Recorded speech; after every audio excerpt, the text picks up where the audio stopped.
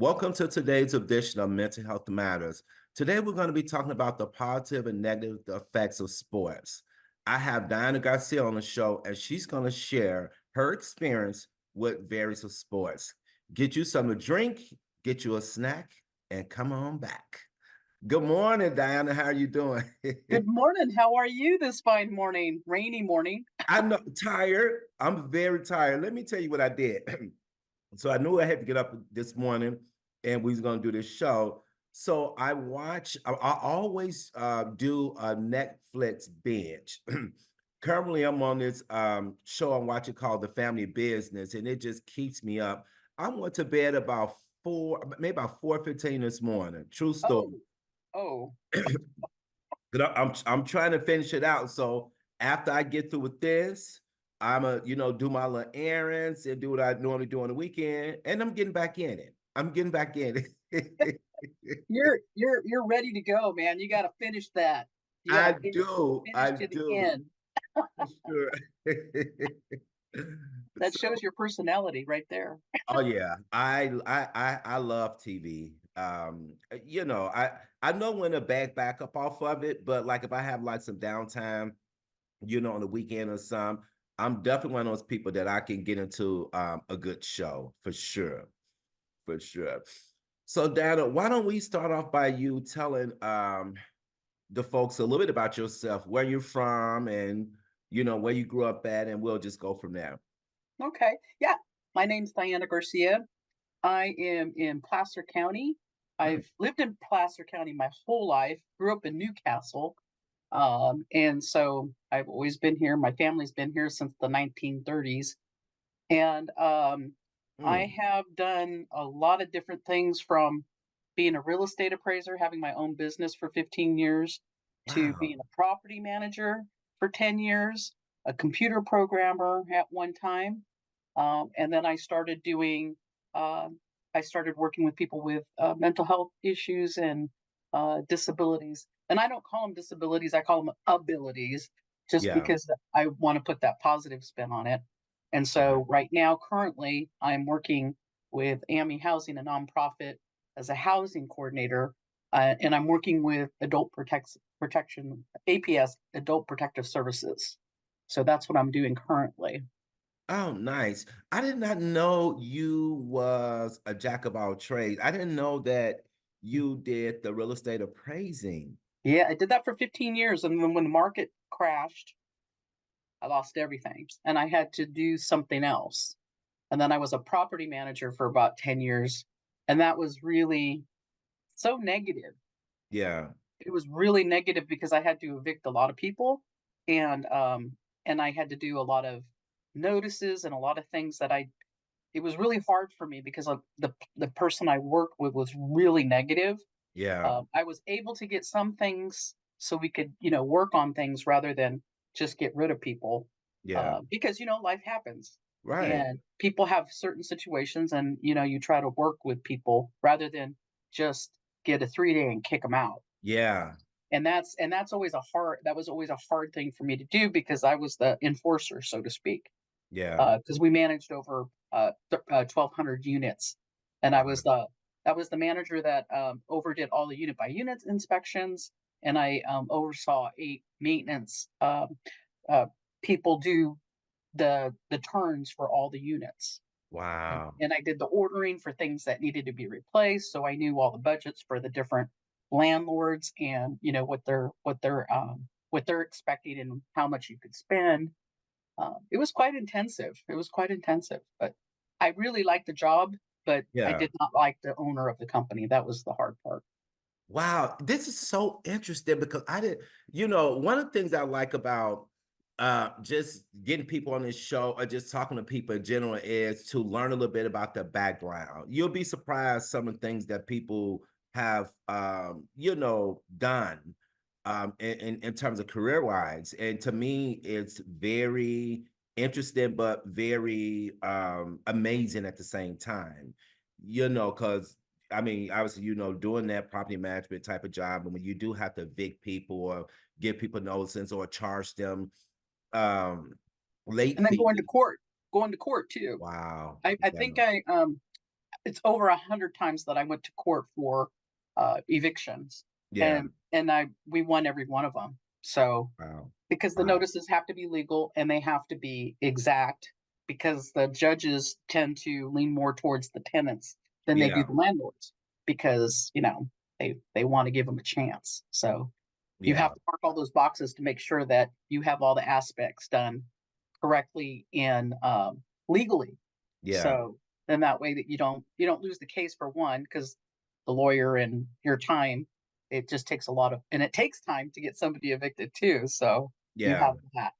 But it's, I know Wow. all that, the ins and outs of all of that. So being a housing coordinator, I'm on kind of like on the other side of it, so I can see, and when I'm talking to the different customers, clients that I'm working with, this is what's happening. This is what they're doing and why they're doing it. So Yeah. this is what you need to do to correct it. Wow. Which is very effective when you're dealing with clients since you want to, because you got both aspects. Right. Wow. And especially with clients that have mental illness issues and, Yeah. aren't able to understand the repercussions of what's happening with them, Yeah. especially with housing. Because once you lose your housing, trying to find something more affordable in this market has been, it's tough. Yeah. And and even with what you do with the temporary housing and Yeah. the permanent housing, I have, talking, and now I'm with APS, working with APS, Yeah. working with some of your clients now, Yeah. to let them understand that there's some help out there. And Yeah. that's the that's the good part of this job Yeah. right now. That's awesome. That's awesome.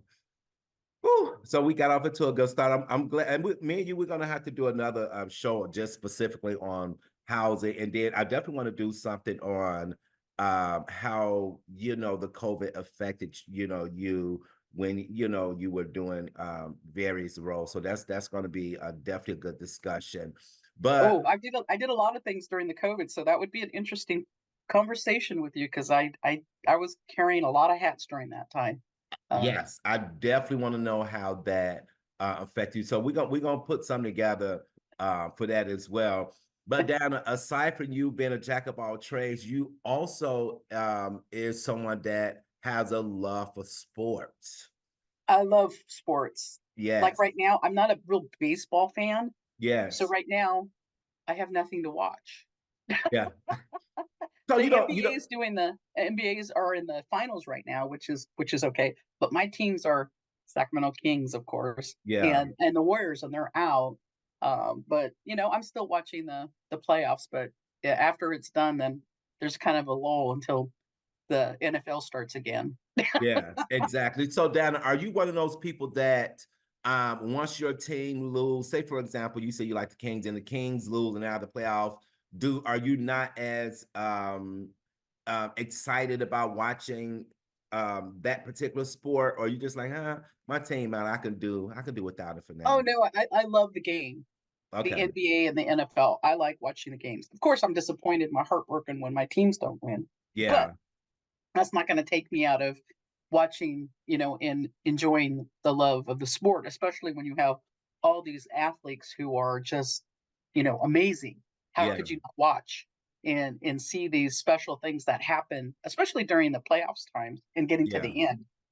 Yeah. There's a lot of people who break records, and you see amazing things. So I've always been a sports person since I can remember, Wow. from baseball, softball as a kid. I mean, I even played, while I love football.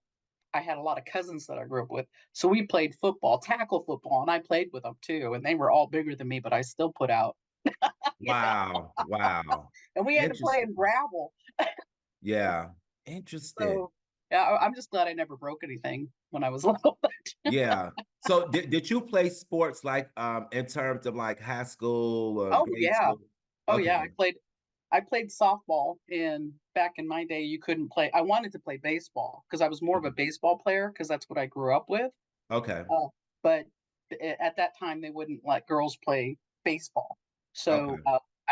I played softball in the Western Placer division the whole time I could during my age bracket. But I Yeah. also played in grammar school. I played softball and also basketball. Nice. So in and I did.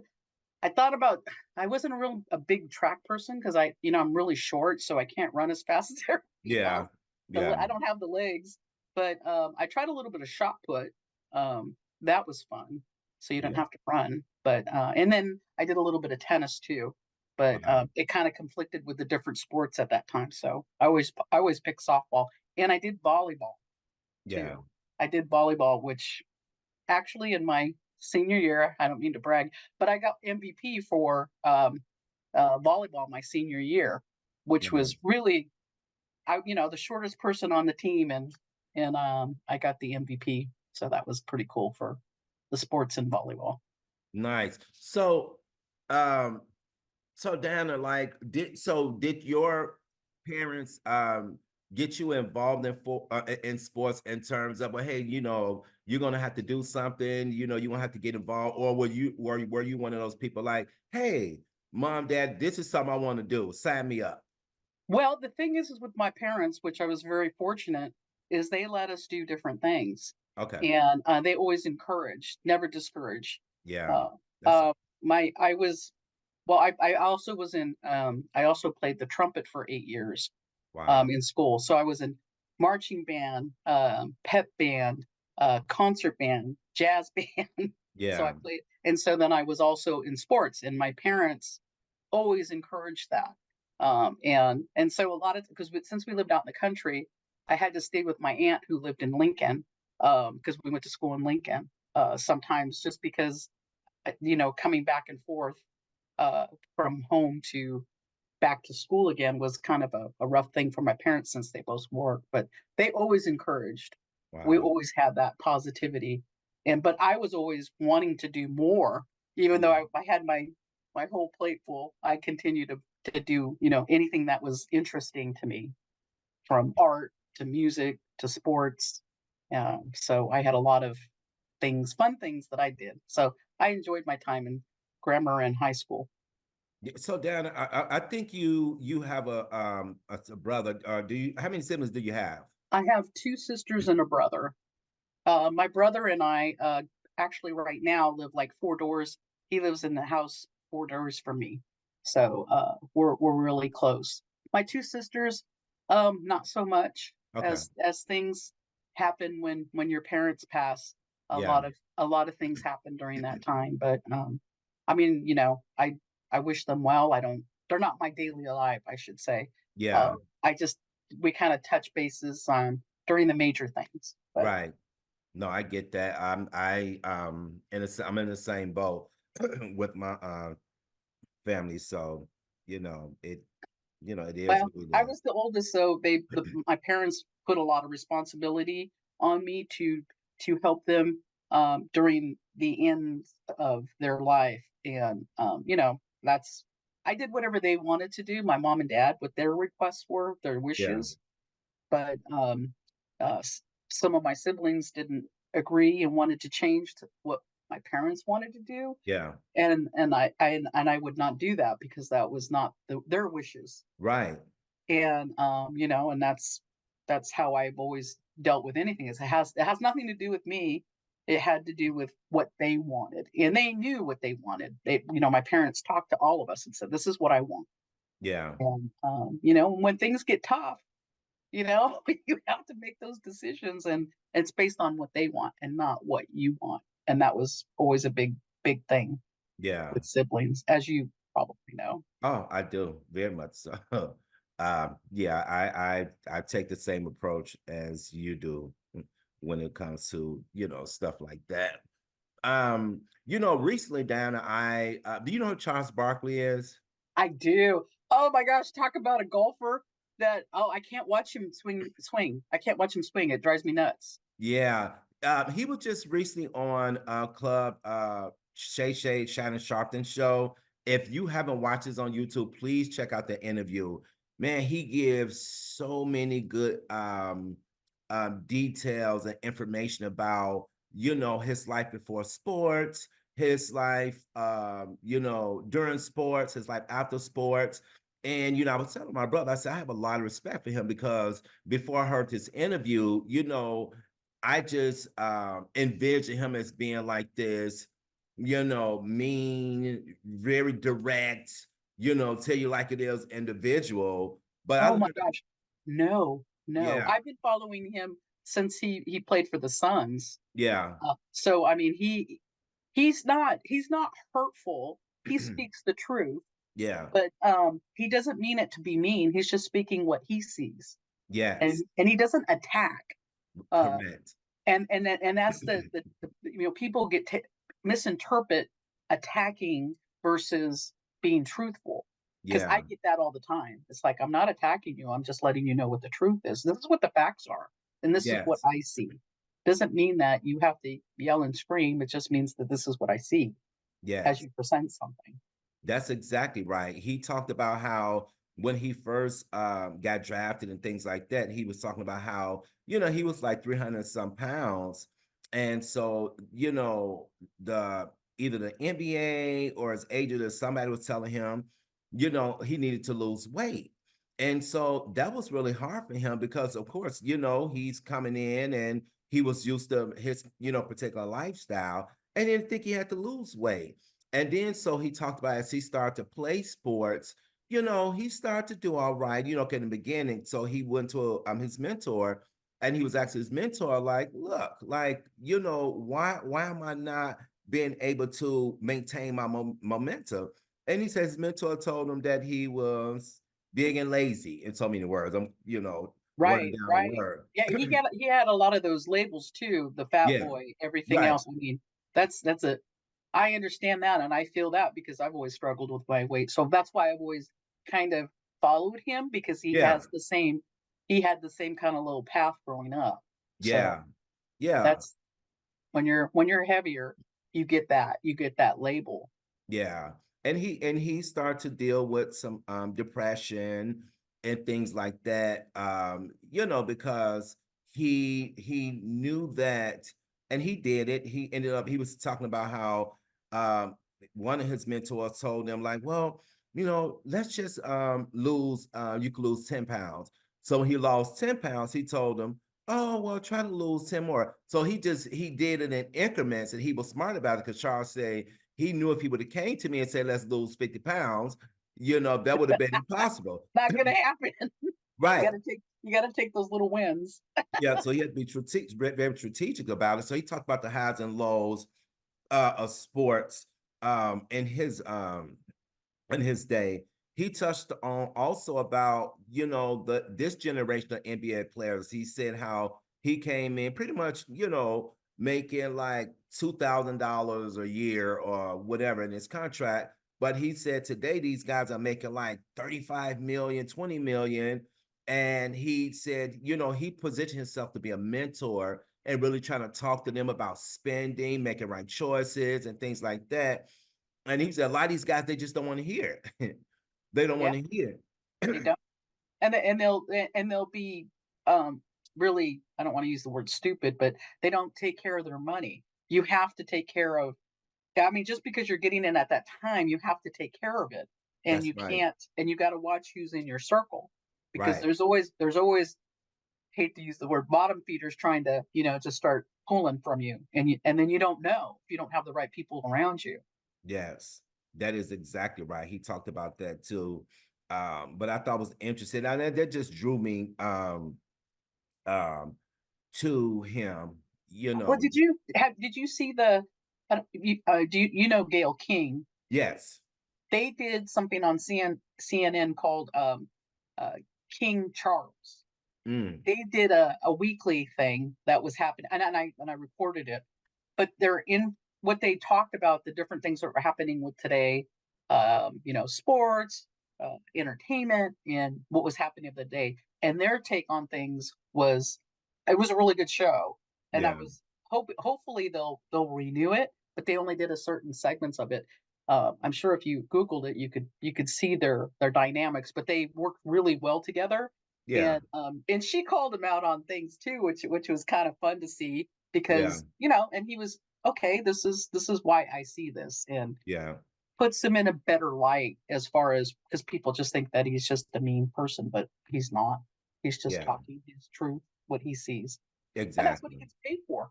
Yeah. Especially if he's doing an analysis with the NBA. He he Yes. he calls it as he sees it Yes. for That, him. yes, exactly. That's exactly right. So you talked about playing softball. You play other varies of sports in high school. So I want to bring this up to date because you are a huge 49ers fan. Oh Huge. my gosh, yes. It's not. It's I'm not a fan. I'm a member. It's a membership. Remember, I like that. I love It's it. it's 365 days. It doesn't matter if they're playing or not. I'm a huge 49er fan.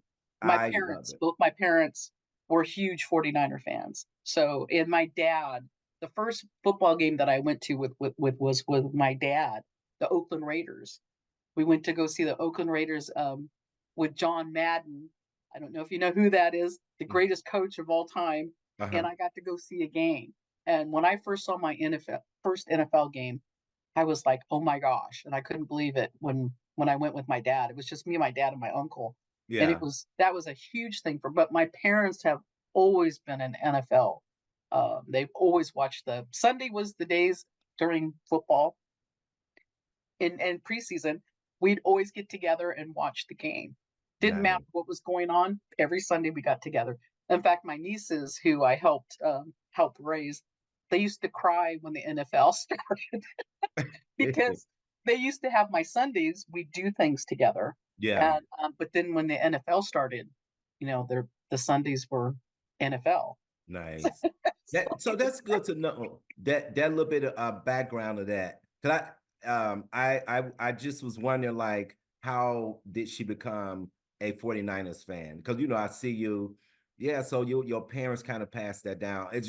Are your other siblings football fans as well? 49ers not like I am. okay. Not like I am. Well, my sister now, one of my sisters, now that she's older, her husband was a big Pittsburgh fan, but they Okay. do have season tickets to the 49ers. But I went to a game when they moved to the stadium over in Santa Clara with her Uh-huh. and her husband, and she's more of the let's walk around and look at everything Yeah.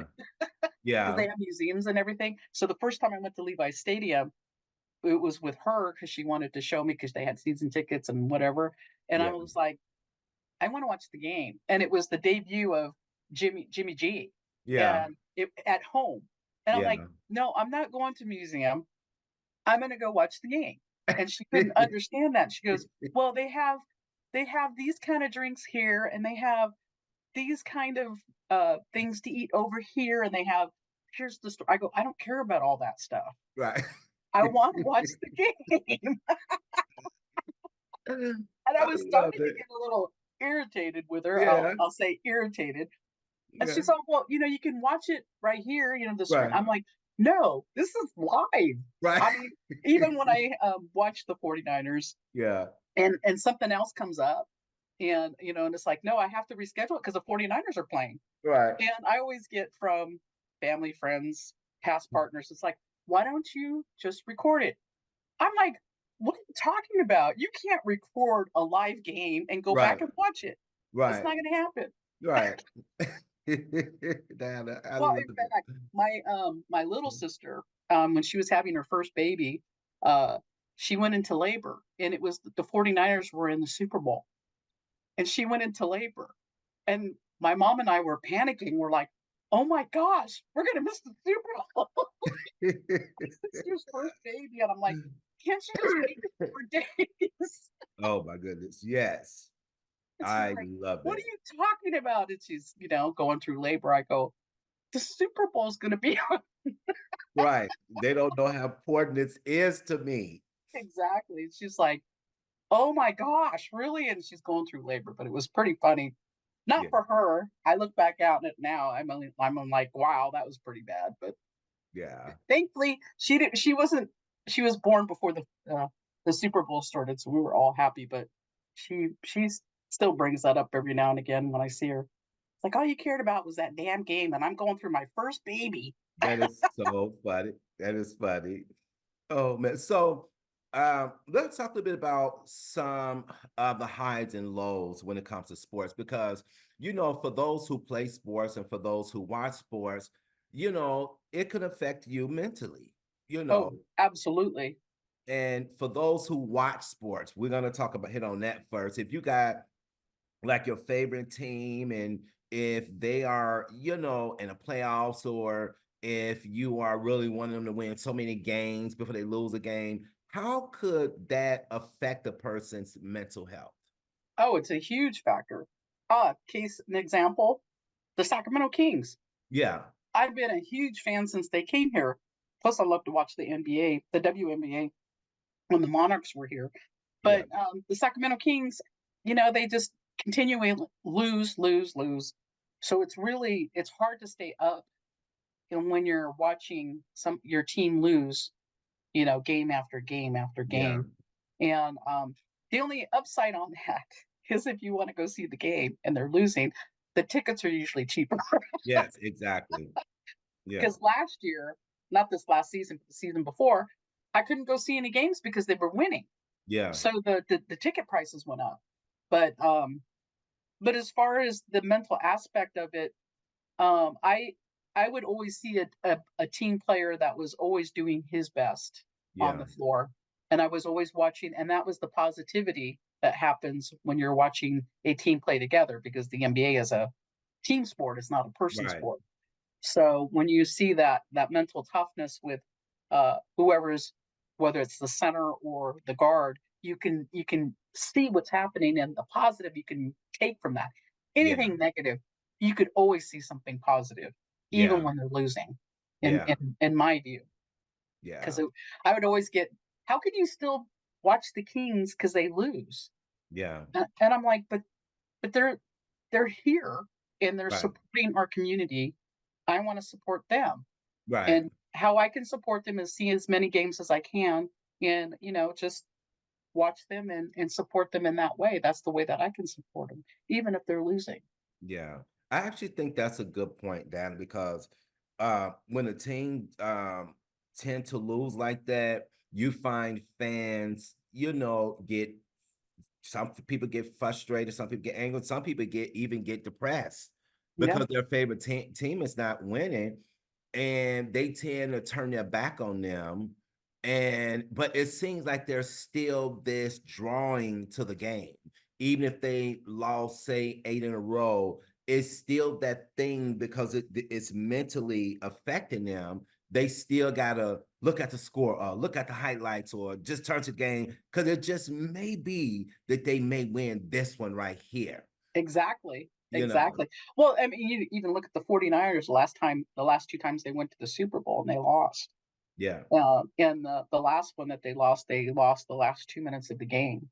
I yeah, mean, that was devastating. It was devastating. I mean, I was so heartbroken yeah, because I felt like they didn't finish. yeah, They had it, but they didn't finish. yeah, And what's funny about that is I have a little dog. Whenever I'm watching a team that I love, like the 49ers, the yeah, Kings, or the Warriors, if it's a close game, it's funny how she picks up on how I'm feeling. yeah, She cannot sit and watch it with me because she knows that I'm all over the place going, "Oh my yeah, gosh, you need to go over here," and I'm talking to the TV like they know what I'm yeah, saying. yeah, But she picks up on that. She picks yeah, up on that, and that's so funny because And my brother, he'll come and watch. Well, he was some games with me, and she'll just sit with him because he's calm because he doesn't care. Yeah. But I'm real passionate about the winning and the losing part of it because it's all part. It's Yeah. just it's part of life. There's Yeah. going to be highs and lows. That's Yeah. just what life is like, and how you perceive or go through those things is how you're gonna feel Yeah. even during the losing times. Yeah. Well, you are somebody who played sports in high school and grade school. When you were, because obviously you have to me, if you're going to play sports, you got to have a competitive nature. When you were playing back then, um, have you ever found yourself in a situation where you dealt with some sort of depression or anxiety or fear, in a game or during a Well, game? what in school, high school, grammar school, Yeah, no, because I didn't. Well, because of all the cousins and the yeah, older cousins. I mean, they really whip you into shape, so to speak. yeah, You're not. You need come on. What's wrong with yeah, you? Get up. yeah. But as an adult, um, my mother, I'll bring it to golf. My mother said I was a workaholic, which I can be. Yeah, Yeah, I am. I'm a workaholic. yeah, So what she did, my brother's mother-in-law was selling some golf clubs. So she bought these golf clubs for me. My mom did, and the mother-in-law has the same height as I am, so they were custom fit for somebody a little bit shorter. yeah, And I'm like, what the heck am I going to do with these? I mean, that's an old white man's sport, you yeah, know. yeah, And my brother plays golf, and he's all no. He goes, then I'll have somebody to play golf with. So then I became self-taught, and I went through that. I learned the rules of golf, yeah. and learning the rules of golf and joining a club. So when I joined a club in Black Oak and Auburn, they had tournaments. Hmm. And so I'm very competitive, Yeah. did these tournaments. And they had something called the Pacific Women's Golf Association. Over 20,000 ladies from Northern California all the way to Monterey. They'd have Wow. these special tournaments. I I entered into one of them. The first time I played, and I was nervous because I didn't know that much about golf. I played later in life. Yeah. Most of these people played their whole life, and I was okay golfer. I could, it was nothing embarrassing. The first time I played with this one lady, I didn't know anybody at the time, and she saw that I was playing pretty good in my because they have different flights. She started picking at me. Mm. She would say, "Oh my gosh, watch out for that water on the right side. Watch out for that sand." I mean, she was trying to get in my head. And I Oh, had never felt like that before. I'm like, "Oh my gosh." And then it started messing with my game, my yeah. mental game. And I was getting ready to quit. Yeah. Thankfully, the lady I was in the cart with, um, she's all, I don't know you, but we're gonna be friends. Oh, wow. And she goes, "Don't listen to that old bag." And I Yeah. started laughing. Yeah. And laughter for me is everything. That's Yes. one of my coping skills. And she's just jealous because you're beating her right now. You're in the same flight. And at that time, I had no idea what she was talking about. I was just trying to play my game. I didn't realize things were flighted, so everybody had a chance to win in their flights based Yeah. on the handicap. But Wow. that was really tough for me because I was ready to just throw it in. Yeah. It's like this was just too much pressure, and you're in a big event where there's over 250 ladies in this tournament, Wow. and I thought, wow, I don't belong here. And but thankfully, that lady, her name's Dottie. In fact, we're still friends. She's 95 years old. Nice. We became really good friends, and if it wasn't for her, I might have just said, you know what, this isn't for me right now. I don't like people doing that. I had never seen anybody. Of course, when you play baseball, softball, you're like, "Hey, batter, batter, hey, that was Yeah. different. That was just part of what you did, but I didn't realize that people bantering you in a golf game to get in your mental head was a thing too until Yeah. that happened. But I was just glad somebody was there to help me realize, you know what? They're just jealous because you're Yeah. beating them. And so that was a really low time for me at that moment. And it made me realize that I can't let somebody dictate how I play my game. My Mhm. game is my game. That's right. That's And exactly and right. you take ownership of that game, and you're only playing against yourself. And that's what I love about golf. Yeah. Your competitor is yourself. And Yeah. it's right here. The hardest part in golf is between both ears. It's mental. Yeah. Yeah. So tell me how you were able to continue on in golf after that. Because golf is a very tough mental sport. Huge. Golf is a sport, is a game within a game within a game within a game, Yeah. because you have different aspects of and different clubs that you're using. What After that first tournament, that first major tournament, I was able to and then learn the rules of the golf, because you have to know when you're in tournaments, you have to know the rules. Yeah. And make sure you understand the rules, because somebody else might tell you something else, and you keep Right. the rule book with you to make sure that you're both on the same page, so to speak. Yeah. But after that first major tournament, I started playing more of the area tournaments, like in Sacramento, and that really helped me a lot, because what happened is when you're in that community, you start becoming friends with different people, and it's a social gathering too, but there's also a competitiveness that's going on. Right. Like there's this one lady, and she's still around actually. Her name is Jenny. We used to do like a little side bet, because we belonged to some of the same clubs. I was at Black Oak, Turkey Creek, and we played some of the club tournaments together. And so we would do a side bet. And she was, in her 80s, and she'd still kick my ass. Wow. But it Yeah. was the short game. And it was funny the first time that I met her husband, and we went to Smashburger in Roseville, because we played at Diamond Oaks that for that tournament. And he's all, "Oh my gosh," he goes, "You're the one that paid for my hamburger today. Thank you. It was delicious." Yeah. Because she won our side bet, but it was Yeah. fun. But Dana, earlier, when you started the conversation off, you said you alluded to the fact that golf is a white man's sport. It has that reputation of being not just a male sport, but a white male sport. How was that for you, knowing that it has that label attached to it and being a minority?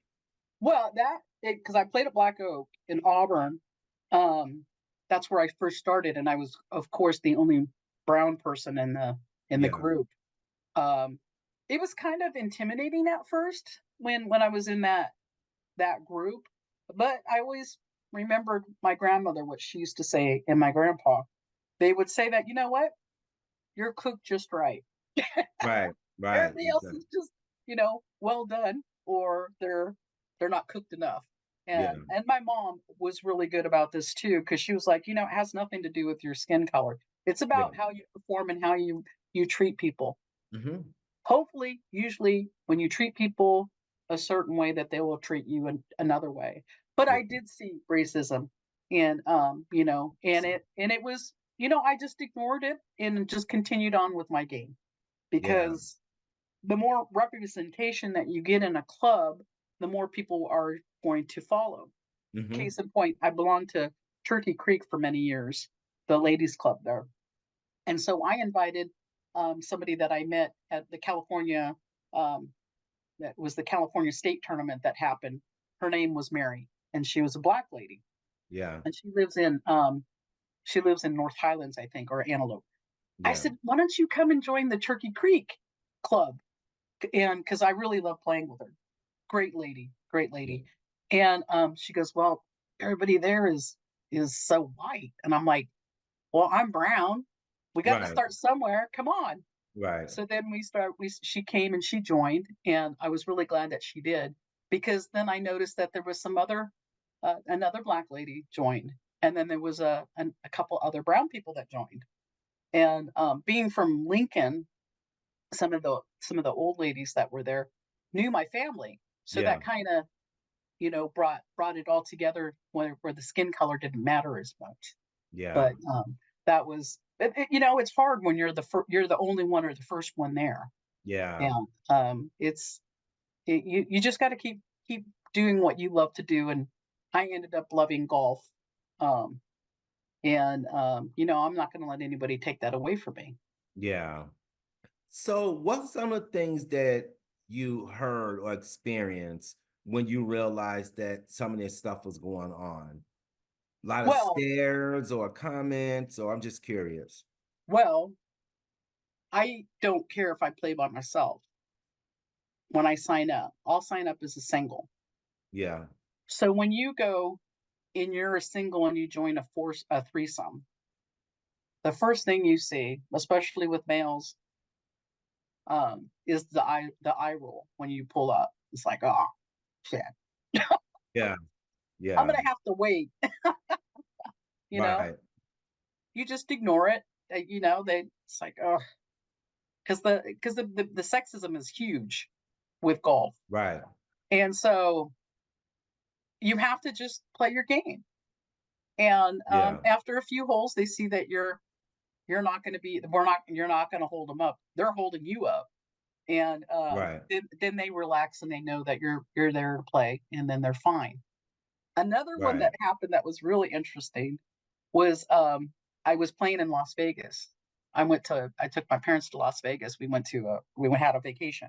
So I would play golf and I would play by myself and join another threesome. And so I was joining this group with it was one black guy and two white guys. They looked kind of sketchy to me. And I thought, oh gosh, I'm gonna be in this golf tournament. I'm gonna be out in this field someplace with these people. And I was kind of worried about it because I'm like, oh, they look kind of rough. Yeah. So and then they saw me and they're like, oh, I get the when I pull up. And so I play two holes and they're playing skins, which means that they're playing money for Yeah. each hole with a handicap. So after the first two games, I mean the first two holes, they're like, "Hey, you want to be in our skins game?" Wow. And I'm like, "Sure." So I start playing. We start playing, and we have a good time. And by the end of almost the last day of the end, we went and had drinks afterwards. And I did win some money that day, Oh, nice. which was fun. I love doing that. But they were all undercover cops. Interesting. So I was like, you know what? You guys, did the big sigh when I drove up. I said, but I was like, oh, dang, you guys look sketchy. This is going to be scary. Yeah. Interesting. Yeah, but they were all undercover cops in Las Vegas. So Okay. that's why they looked like the way that they looked, because they were undercover cops. Yeah. And I was like, see, the book, don't judge a book by the cover, it works both ways. Yeah, exactly. So you talked about the differences or whatever with the sexism. What about from Caucasian females that play to sports? Did you sense some of that for them as well? Of course, especially with when I first started playing golf. In fact, my brother helped me with this. Um, we went to it was Black Oak. We get up to the first hole. Um, I wear shorts and a polo shirt. Nothing fancy, and I have my clubs. And people pull up behind us, and it's a lady and a gentleman. I think they were married, dressed to the T. Yeah. Had all the Nike. The bags were all leather and all. And I Yeah. was like, and I looked at my brother and I'm like, oh dang, these people. Oh my, he goes, don't worry about it. Just because they have all the bells and whistles doesn't mean that they're going to be good golfers. Right. That's true. And so we go up, we hit our first shots, and they hit their first 2 shots, and they went, "Beer," out of bounds. Wow. Beer, out of bounds. Wow. And it's like they're like, "Oh, well, we'll hit from down there." And so think something about golf is you can really see the character of the person. You really know about them, especially if they cheat, Yeah. when you keep score. Yeah. And we would hear them on that particular hole. It was a par four. They both said that they had a bogey. They went out of bounds. They went out of bounds 2 times and they still had a bogey, which means they gave themselves a five. And Wow. it's like, I'm like, oh, dang. And so my Yeah. brother looked at me and he goes, see, doesn't mean anything. But I said, and plus they're cheating themselves. Right. I mean, we're not in a tournament, but at that particular moment, but still they were cheating Yeah. and cheating themselves, and they just had the clothes. They didn't do anything else. Yeah. Wow. But I always look at that. I mean, that's always been something, especially when I've played with a lot of the ladies tournaments with the Pacific Women's Golf Association. When you see people, you pull up and they have all the bells and whistles. And me, I have my shorts and my polo shirt on, and nothing fancy. And then when you beat them, there's a little bit of there's a change in them, Yeah. that they know that you love the sport as much as they do, Right. and especially if it's somebody that really, uh, calls their right score when they're playing golf. Yeah. Then that that person's going to be a good person. When someone cheats, they're just a cheater, and that's what happens in this Yeah. sport. Yeah. Is golf an all year round sports, meaning like locally for people to join and things like that, or is it, certain months through the year? Depends on what you want to play in. Okay. When I first started golfing, I played in any weather. I didn't care if it was raining. The only thing I didn't play in was when there was a electrical storm, Yeah. because you could die from the lightning, Yeah. a metal pole. Yeah. But if there was lightning, I didn't play. But I used to you know play anytime. But now I'm a fair weather golfer. Yeah. I like it. If I can't wear my golfing sandals, then I'm not playing golf. Yeah. Because I've played in the when it's been cold, freezing, and then you got to wear more clothes, and then it affects your swing, Yeah. and then it affects how your ball goes too, especially if it's windy. You can't judge where your ball's going to go when the wind takes it, and Yeah. but I don't play all the time anymore like I used to. And with this particular job that I have right now, I have to be mindful of finances. Before, I Right. used to be able to, when I was a real estate appraiser, I would schedule all my appointments in the afternoon, and I had belonged to two different clubs. So on Tuesdays and Thursdays, I would play golf in the morning, and then I would appraise in the afternoon, and then I'd do my paperwork on Mondays and Wednesdays and finish up on Fridays. And then on Saturdays and Sundays, I belonged to another tournament called the Family Circle Tournament, with aunts, uncles, and cousins, and we'd play once a month someplace. And so I was playing at least 3 times a week. But now it's not like that. But Yeah. it's it's a fun sport, and I'm always playing it in my head. Yeah. It's some I'll look at different shots that I'm thinking about, just to kind of keep my mind focused, especially when things are kind of going kind of Yeah. crazy in Yeah. life. Yeah. So how long have you been playing golf? For about 25 years now. Wow. So when you initially told me that, oh, we could talk about golf, and I literally thought that this probably was maybe like a couple of years you got into it. Did not even know it's been as long as it is. Yeah, Wow. I have trophies. I was a Really? club champion at Turkey Creek one year, club champion at Black Oak. Wow. Um, I have medals from the Pacific Women's Golf Association for Wow. net and gross tournaments. I've won a couple major tournaments in my flight in the Pacific Women's Golf Association. I've been Wow. in couples tournaments with where you have a partner and you could do a two-person best ball when won some things in that also. So Wow. I've won quite a few things actually in my competitive golfing. Yeah. And Dana, so how much does it normally cost to join one of these social clubs? Like, talk a little bit about that process for people who may be actually interested in joining. Well, what I would suggest, I should say, is depending on what your skill level is, and if you need to only play 9 holes, there's a lot of 9-hole golf courses out there. I mean, 9-hole ladies groups, and I don't know if there's any men's groups. I would think that there would be, but and then that way, if you feel like it's a club that you want to join, then you can see the different people, and it could cost anywhere from um, depending because you have to have a gen, which is your golf number to keep track of what rounds you play, um, and it's it's probably about $100 to join a club for the year, and then you got to pay your individual uh, whatever it costs to play every week or how many. It could be anywhere from $50 to $70 a round a week.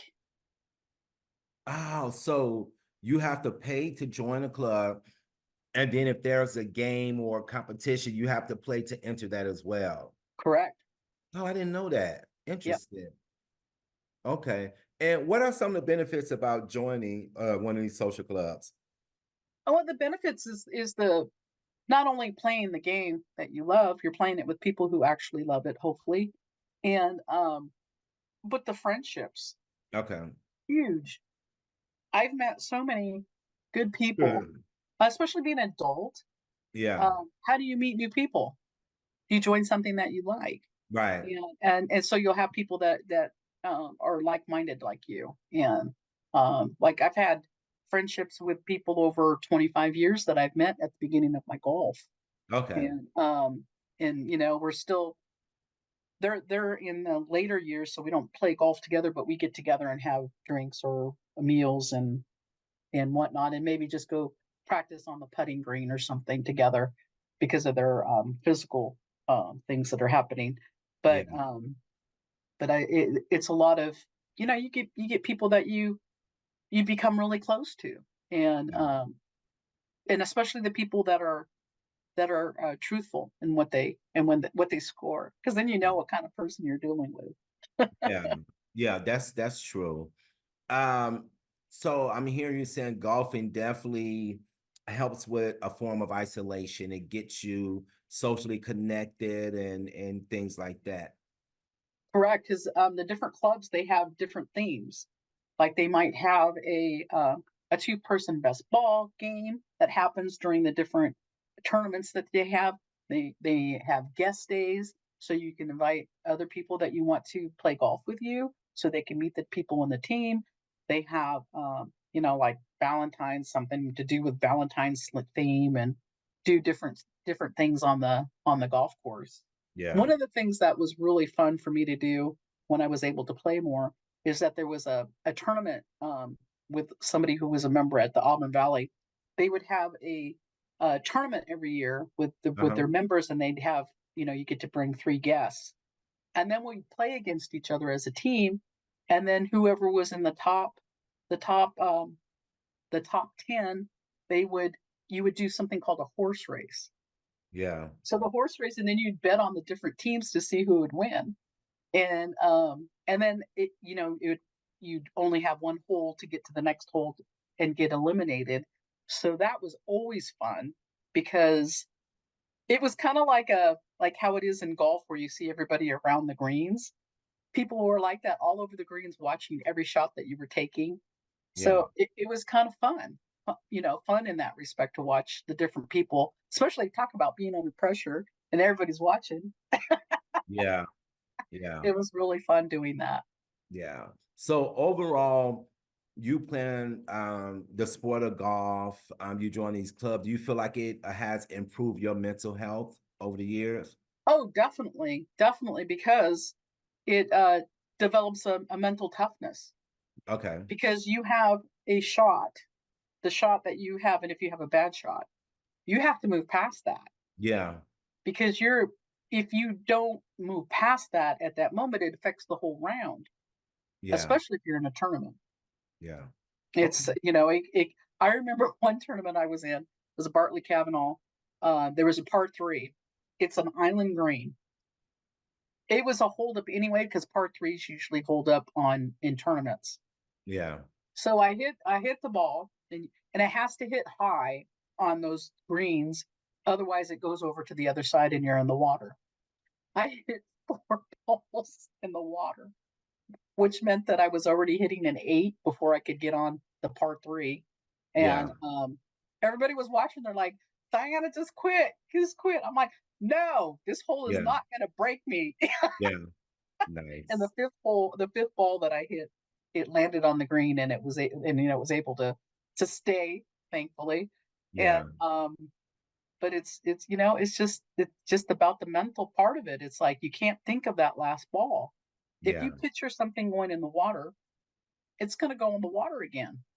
You Yeah. have to picture or move on to the next one and, see if what you can do differently to make it different. Yeah. Well, Diana, thank you so much for sharing your love for sports and some of your experience with sports.